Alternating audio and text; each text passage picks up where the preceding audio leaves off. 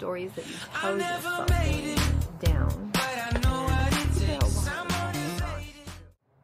What do I mean by that? What are the stories that you tell yourself that you believe? For example, the other day I was feeling down and I couldn't figure out why exactly.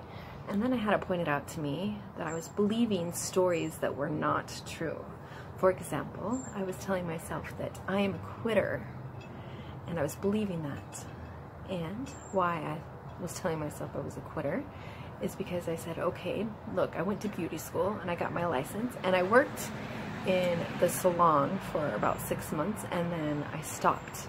So I quit that, and then I was involved in an MLM. You know, I was promised if I worked hard I could have cash flow income and all these amazing things I could have, and it was hard, and so I quit that. So here I am on another adventure, and I started to freak out and get scared, and I'm like, oh my heavens, I am just going to quit this. This is another thing I'm going to quit. I am a quitter.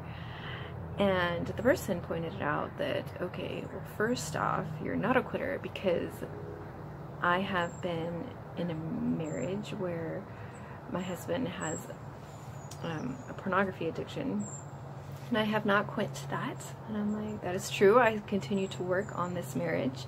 Okay, didn't quit that. And then she pointed out, what about weight loss? How long have you been trying to lose weight? And I'm like, okay, so that's been like years and years.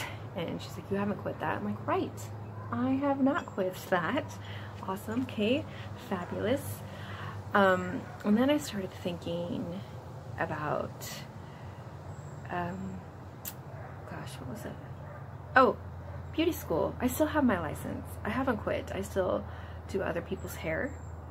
I may not work in a salon, but I have not quit it completely. Awesome. Perfect.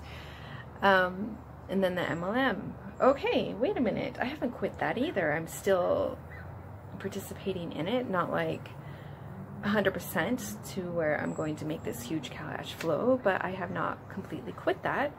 Okay, awesome, fabulous. I am not a quitter. So then I start to notice the reasons why I am not a quitter, and it makes me feel so empowered and so much better. So think about, what are the stories that you are telling yourself right now that is holding you back from who you truly are and what you truly want in your life? Because I can guarantee you these stories that you're telling yourself are not true.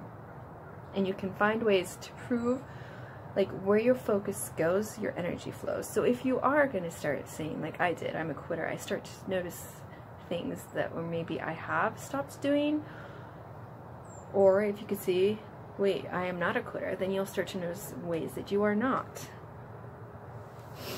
And I also started to notice that when I want something, I go for it.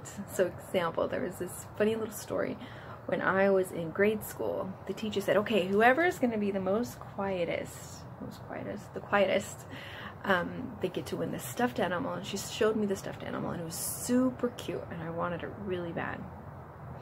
And so I made sure I was the quietest person there, and I just deep down somehow knew I was going to win that animal, and I did. Okay, so that's my first example.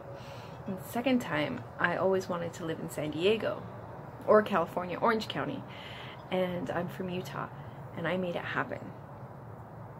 Then my Jeep Wrangler wanted that, made it happen. So I noticed maybe I don't get all these little things. It's because I don't truly want those. Because I notice when there's something that I definitely desire and have to have, that I get them. So notice patterns in your life of things that are working out and things that aren't. And also the stories you're telling yourself.